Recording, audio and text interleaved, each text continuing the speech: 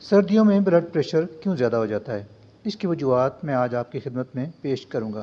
اس کی ایک وجہ تو خون کی نالیوں میں وہ قدرتی تناؤ ہے جو جسم کے اندرونی درجہ حرارت کو زیادہ کرنے کے لیے پیدا ہوتا ہے۔ دوسری، ہم نے یہ دیکھا ہے کہ لوگ نمک کا استعمال بہت زیادہ کرتے ہیں۔ ابلے ہوئے انڈے اور پھلوں پر نمک چھڑک چھڑک کر کھایا جاتا ہے۔ نمکین خشک میوہ خوب کھائے جاتے ہیں۔ کشمیری یا گلابی نمکین چائے کا استعمال بہت زیادہ کیا جاتا ہے۔ چائے اور کافی کے پینے کی مقدار بہت زیادہ بڑھ جاتی ہے۔ مکھن، دیسی گھی اور مرغن غذائیں خوب کھائی جاتی ہیں۔ پھر چلنا پھرنا اور ورزش کم ہو جاتی ہے۔ یہ سب عوامل مل کر بلڈ پریشر زیادہ کر دیتے ہیں۔